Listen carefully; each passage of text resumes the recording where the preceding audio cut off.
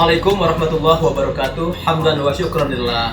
Assalatu wassalamu ala rasulillah amma ba'du. Sahabat Usnun yang dirahmati Allah, pada malam hari ini adalah malam pertama kita melaksanakan ibadah Ramadan, ibadah tarawih khususnya malam pertama di bulan suci Ramadan. Subhanallah, lan wa sahlan ya Ramadan. Mudah-mudahan Ramadan kali ini membawa berkah di tengah wabah pandemi COVID-19, di mana pemerintah menganjurkan untuk melaksanakan segala kegiatan ibadah yang bersifat jamaah atau membawa orang banyak itu diadakan di rumah saja.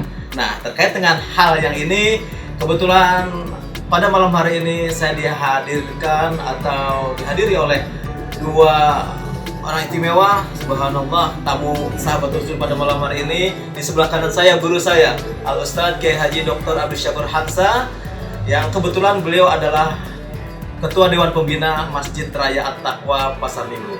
Dan di sebelah kiri saya sebenarnya Bang Irwanuddin, tokoh dari ICMI, Ikatan Cendekiawan Muslim Indonesia. Nah, kita akan dengar pandangan dan pendapat kedua tokoh kita pada hari ini terkait dengan pelaksanaan atau aturan yang meminta agar umat beragama baik Islam, Kristen, Hindu dan lainnya untuk melaksanakan kegiatan ibadah itu di rumah saja. Ini kan lagi trend at home, semuanya di rumah. Nah, saya minta yang pertama dari abang saya Bang Irwanuddin untuk memberikan pandangannya terkait dengan ini. Apakah sudah pas nih Bang nih aturan pemerintah seperti ini Bang? Ya, terima kasih. Bismillahirrahmanirrahim. Assalamualaikum warahmatullahi wabarakatuh. Waalaikumsalam warahmatullahi wabarakatuh. Terima kasih Ustadz Ibnu Hamdun. Jadi terkait dengan permasalahan yang sedang melanda seluruh dunia termasuk negara kita Indonesia, apalagi khusus daerah ibu kota negara ya DKI Jakarta, memang dengan penerapan kebijakan PSBB ya salah satu menjadi konsekuensi buat kita yang umat Islam. Artinya tempat ibadah menjadi satu titik sentral kita dalam hal kekuatan iman kita. Nah, terkait dengan COVID-19 ini, untuk menyikapi bahwa apakah kita tetap sholat di rumah ataukah tetap melaksanakan di masjid. Ini dua pilihan yang memang dari keputusan Majelis Ulama Indonesia pun sudah menyatakan bahwa untuk daerah-daerah yang tidak berada dalam zona merah silahkan melaksanakan. Tapi yang dalam kondisi zona merah sebaiknya di rumah saja. Itu keputusan dari Majelis Ulama Indonesia didukung oleh pemerintah. Nah, kalau dari cendekiawan Muslim kita melihatnya bahwa memang permasalahan terkait dengan virus, bakteri ataupun penyakit-penyakit yang sudah mewabah, sudah mendunia, itu sudah dari tahun ke tahun, setiap 100 tahun itu berdasarkan analisa. Akan tetapi ini juga ada tantangan buat kita umat Islam dari sisi spirit iman. Seperti apa? Kita tahu kondisi negara kita itu sedang mengalami berbagai gejolak masalah, yang mulai dari masalah keresahan politik, keresahan kesehatan, keresahan sosial ekonomi, bahkan yang lebih parah mungkin keresahan spiritual. Yang sekarang ini ada pilihan kepada umat Islam, di rumah sajakah ataukah di masjid. Nah, sekarang dua-duanya tidak bisa kita salahkan, karena dari Majelis Ulama Indonesia juga memberikan sebuah dalil bahwa ada hal-hal tertentu yang mereka tinjau dari Sirah Nabawiyah kaitannya dengan wabah atau at-taun yang sudah melanda. Adapun bagi yang memilih di masjid juga tidak salah. Dalam hal ini kita tidak bisa saling menyalahkan dan tidak mengatakan bahwa yang sholat di masjid itu lebih baik atau yang sholat di rumah juga lebih baik. Tetapi kita harus tahu bahwa masjid itu adalah tempat terbaik yang memang sudah Allah katakan dalam surat At-Taubah. Kenapa menjadi surat At-Taubah? Tempatnya bertaubat, makanya masjid itu berada di surat ke-9 itu, surat At-Taubah. Jadi seharusnya malah dalam kondisi seperti ini yang tepat adalah kita dekati masjid yang jogi ya. Ya, betul. Ya baik pemirsa, ada satu yang bisa kita garis bawahi dari pendapat Bang Irwan, bahwasanya MUI telah menjelaskan untuk daerah-daerah yang kena zona merah dianjurkan, bahkan kalau bisa diwajibkan, memang daerah itu sudah parah, lebih baik beribadah di rumah saja, begitu Bang ya. Tapi kalau misalnya daerahnya masih aman-aman aja, silahkan beribadah ke masjid. Nah, satu hal, dalam hal ini aparat kepolisian ini sepertinya sangat keras dan juga terjadi apa ya kalau saya bilang ambivalensi, jadi nggak tegas nih keputusannya seperti apa. Jadi sengaja seperti dibenturkan lah, atau sepertinya yang sholat di masjid itu merupakan satu tindakan pelanggaran hukum. Jadi dia dibuat seolah-olah kesannya demikian. Nah kebetulan di sebelah kanan saya kita tanya Dr. Abdul Syabir Hansah, yang juga kebetulan beliau adalah pembina dari beberapa masjid di daerah Pasar Minggu, Jakarta Selatan. Terkait dengan ini gimana nih Pak Ustadz?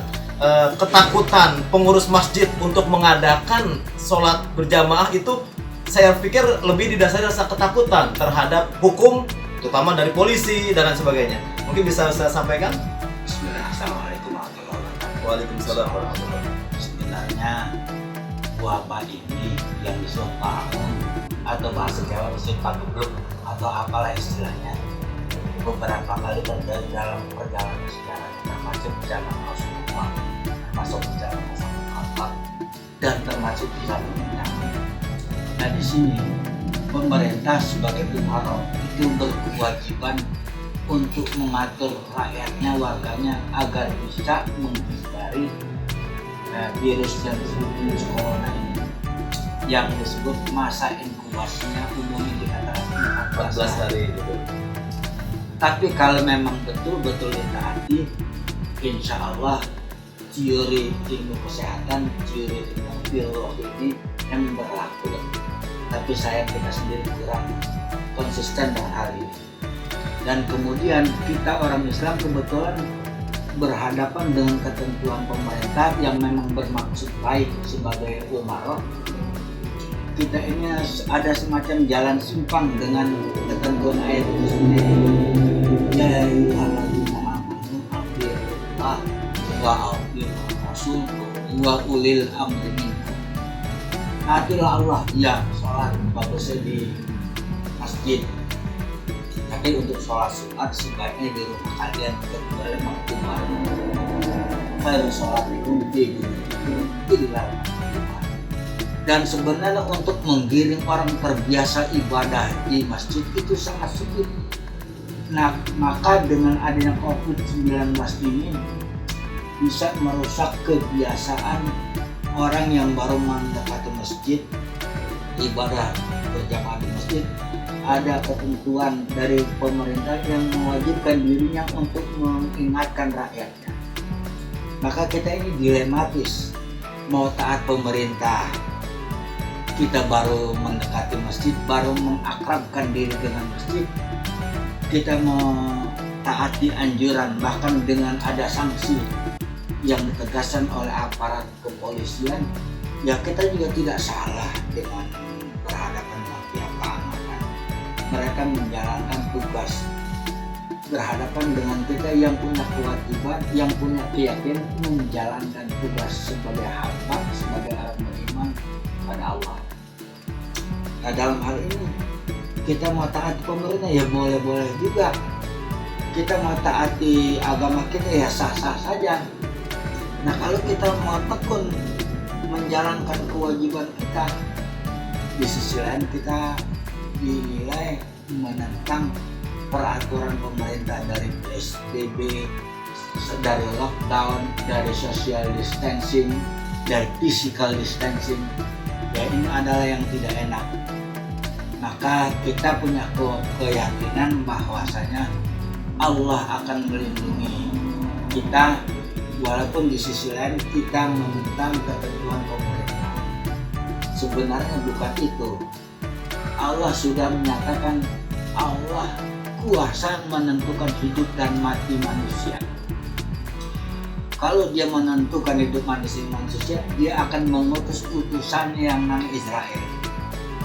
Dan kita juga dijaga, baik apapun kalau belum waktunya mati, Allah akan menjaga. Baik virus nama corona, virus 20, virus COVID-19 dan lain sebagainya. Jadi kematian kita bukan karena virus, bukan karena apa, tapi memang telah datang waktunya aja. Jadi kalau kita melaksanakan katakan tarawih berjamaah secara syariat itu tidak ada apa-apanya, artinya kita menjalankan sunnahnya. Tapi di sisi lain kita nyisip dari ketentuan pemerintah. Dari sisi lain kita dinilai kurang bagus, bahkan jelek, dan diancam penyelenggaranya. Makanya Masjid At-Taqwa rupanya berpegang pada keyakinan ketentuan Allah, yang mana yang kita kedepankan, taat pada Allah atau taat kepada pemerintah dan tidak menentang hukum Allah. Makanya disitulah kelihatan kita. Ya, terima kasih Ustaz. Jadi pemirsa yang dirahmati Allah Subhanahu wa taala, bahwasanya ini ati Allah wa atiur Rasul wa ulil amri minkum. Ada 3 hal di sini yang dalam kondisi seperti sekarang ini sangat dilematis. Nah, sekarang saya kembali ke Bang Irwan terkait dengan masalah hukum, Bang. Apakah ketika ada pengurus masjid menyelenggarakan kegiatan ibadah secara jamaah, katakanlah sholat Jumat atau sholat taraweh, kemudian apakah ini bisa dianggap sebagai satu pelanggaran hukum? Padahal kalau kita bisa lihat hukum ketatanegaraan, hukum tertinggi kan adalah Undang-Undang Dasar 45, di mana di pasal 29 itu dinyatakan kebebasan untuk beragama, termasuk juga menjalankan ibadah sesuai dengan keyakinannya masing-masing. Jadi bagaimana menurut pandangan Abang? Ya, jadi kalau melihat secara hukum tata negara, seluruh hukum yang hukum positif di Republik ini kan mengacu kepada UUD 45. Nah, sehingga kaitannya dengan masalah peribadatan ini sudah jelas di pasal 29 ayat 1 dan 2 tentang kebebasan menjalankan ibadah menurut agama dan kepercayaannya masing-masing, itu sudah diatur dalam pasal tersebut. Nah, sehingga di Pancasila pun kenapa posisinya ketuhanan yang Maha Esa jadi poin pertama, sila pertama. Nah, ini juga satu dasar. Jadi kalau kita ingin mengacu undang-undang tertinggi kita adalah UUD 45, itu sudah jelas. Bahkan dalam awal pembukaan UUD 45 itu di situ dikatakan dengan rahmat Allah. Artinya segala sesuatu yang ada di Republik ini, perjuangan merebut kemerdekaan juga karena rahmat Allah. Nah, bagaimana ketika perjuangan melawan corona ini kita mendekatkan diri kepada Allah. Nah, sehingga ketika ada pihak ini, pemerintah dalam hal ini pihak kepolisian atau aparat yang ditugaskan untuk mengawasi ataupun memonitor pelaksanaan ibadah di setiap tempat-tempat suci ibadah, artinya mereka tidak salah. Dalam hal ini mereka mengikuti apa yang telah diperintahkan oleh SOP yang sudah dilakukan. Akan tetapi umat Islam khususnya yang menjalankan aktivitas ibadahnya pun diatur undang-undang, dan itu pun pemerintah juga harus bisa memahami hal ini. Artinya tidak salah juga mereka melaksanakan ibadah, dalam hal ini ibadah fardu. Kalau yang sunnah mungkin di rumah nggak ada masalah, tapi yang fardu Jumat dan 5 waktu ya memang ada perintahnya, karena dalam Al-Quran sendiri sudah dikatakan di surat At-Taubah ayat 18 itu sudah dikatakan innama ya'muru masajidallaha man amana billahi wal yaumil akhiri wa aqamas sholata wa ataz zakata wa lam yakhsha illallah. Artinya apa? Ciri orang beriman kepada Allah dan kepada hari akhir, kemudian dia sholat dan menunaikan zakat, dia akan takut hanya kepada Allah, selain itu tidak. Ya, sehingga inilah yang jadi kunci. Ini perintah tentang orang melaksanakan sholat di masjid. Bukan kita menyalahkan pemerintah ataupun Majelis Ulama Indonesia bahwa mereka tidak benar. Justru inilah kesempatan mengangkat martabat dan harkat para ulama di Republik ini yang terpecah belah sejak keresahan politik yang melanda negeri ini. Nah, ini jadi perhatian. Yang kedua, mengangkat kewibawahan pemerintah. Artinya, posisi masjid itu bisa menjadi garda terdepan untuk mencerahkan, memberikan edukasi, kemudian memberikan hal-hal yang memang jadi tanggung jawab pemerintah untuk dilaksanakan oleh masyarakat. Inilah masjid bisa menjadi center untuk menjadi obor buat masyarakat. Ketika masyarakat resah mengalami gejolak sosial ekonomi saat ini, disinilah peran masjid secara spirit iman, intelektual memberikan pencerahan, sehingga masyarakat menghadapi gejolak-gejolak seperti ini, khususnya COVID-19, jadi tenang dan adem. Ya, baik Bang Irwan, terkait dengan apa yang Abang sampaikan, mungkin bisa juga kita ambil satu upaya dari para pengurus masjid terkait dengan kekhawatiran pemerintah yang menetapkan peraturan ini, kan takut ada penyebaran, di mana virus COVID-19 ini penyebarannya sangat luar biasa. Itu kelebihan dan keunggulan daripada virus ini. Nah, ketika ada larangan tersebut, apakah mungkin dari IJMI ada upaya mengajukan satu usulan, dilihat dari sisi keilmuan dan juga penelitian, atau misalnya bisa diambil jalan tengah? Ya masjid silakan melaksanakan ibadah, tetapi ada standar operasional prosedur yang dilaksanakan sesuai dengan arahan pemerintah untuk pencegahan. Bisa pakai masker kah atau apa? Apakah ada upaya ke arah situ? Ya, yang jelas sudah kita lakukan. Kita sudah mengirimkan surat ke Presiden, kemudian dalam hal ini diterima oleh Kementerian Sekretaris Negara, kemudian ke Istana Wapres. Kita juga sudah menyerahkan surat, kemudian kita ke Majelis Ulama Indonesia dan ke Gubernur DKI Jakarta juga sudah kita serahkan surat kaitannya dengan pedoman penggunaan tempat suci beribadah bagi setiap umat beragama yang diakui secara sah di Indonesia. Kenapa demikian? Karena inilah menjadi awal untuk membangun peradaban dalam hal masalah spiritualitas maupun keilmuan. Kita melihat sisi ini, sisi yang positif.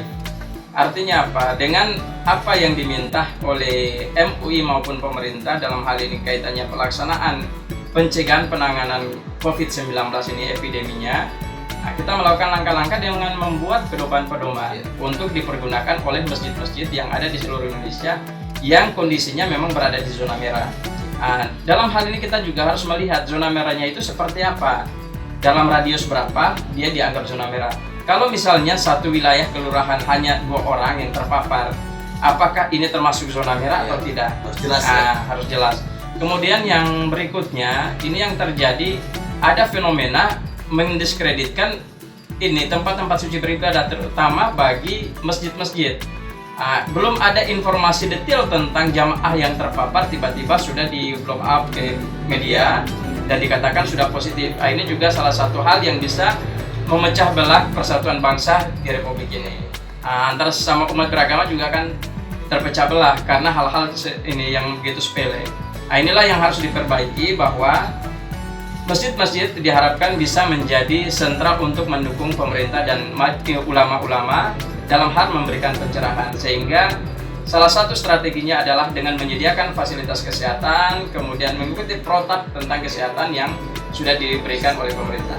Yang seperti itu. Terima kasih Bang Irwan. Pemirsa yang dirahmati Allah, jadi sudah clear disampaikan bahwasanya IJMI telah mengirim surat kepada pemerintah dan juga kepada MUI untuk mengusulkan satu ketentuan kebijakan terkait dengan pelaksanaan ibadah di masjid pada kondisi pandemik COVID-19 ini. Dan ini sedikit diralat klarifikasi, surat bukan atas nama IJMI. Bukan atas nama IJMI. Jadi Forum Peduli Tempat Suci Ibadah dan Peradaban Indonesia. Oh, jadi lain ya, terpisah ya. Terpisah. Diralat pemirsa, ternyata bukan mengatasnamakan IJMI, tetapi tadi Forum Peduli Tempat Suci Ibadah dan Peradaban Indonesia. Oke, dan mudah-mudahan ini bisa didengar dan juga menjadi pertimbangan bagi pemerintah dan MUI tentunya. Dan terakhir saya minta kepada Ustadz Dr. Syafir Hansa untuk menyampaikan kesimpulan ataupun juga hal-hal yang ingin disampaikan, pesan kepada umat Islam khususnya. Silakan Ustadz. Baiklah, masalah ini memang ujian. Walau nabluwan maupun ujian khauf.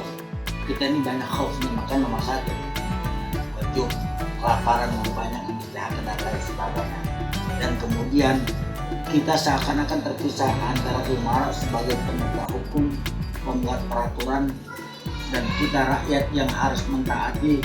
Begitu kita taat, ada hal yang bertentangan dengan nurani, ini bertentangan dengan iman dan keyakinan kita. Kenapa dalam kesulitan kita menjauh dari masjid, menjauh dari ibadah? Kalau di luar malah lari ke masjid berdoa. Di Jerman, menurut penyelidikan, rupanya lantunan ayat Al-Quran kalimat thayyibah membunuh virus-virus ini. Kalau kita malah menjauh dan kita tidak ke masjid, tidak ibadah berjamaah, belum tentu juga kita menghindari persinggungan, senggolan, ketemu atau berkumpul dengan pihak lain. Belum tentu. Mungkin tidak ke masjid, tapi mungkin kita ke pasar. Tidak ke masjid, mungkin kita ke mall. Jadi bertentanganlah di sini. Maka dari itu, biarlah pemerintah menjalankan kewajiban sebagai umara dan petugas di lapangan. Pandai-pandailah bertindak arif menghadapi masyarakat atau orang beriman yang ingin menjalankan kewajiban sebagai orang beriman. Biarkanlah lana a'maluna walakum a'malukum. Mereka berjalan, kita berjalan. Ya, ibadah kita berjalan dan mereka menjalankan tugas dan mendapat kondisi terbaik dari atasan. Sekian. Assalamualaikum. Assalamualaikum warahmatullahi wabarakatuh. Baik, Ustaz, terima kasih, dan Bang Irwan terima kasih sudah hadir di channel YouTube Sahabat Usdun. Pemirsa yang dirahmati Allah, mudah-mudahan dengan datangnya Ramadan, bulan penuh berkah ini, Allah angkat seluruh wabah yang ada di permukaan bumi. Ramadan datang, corona hilang. Wabillahi taufik wal hidayah. Assalamualaikum warahmatullahi wabarakatuh. Waalaikumsalam warahmatullahi wabarakatuh.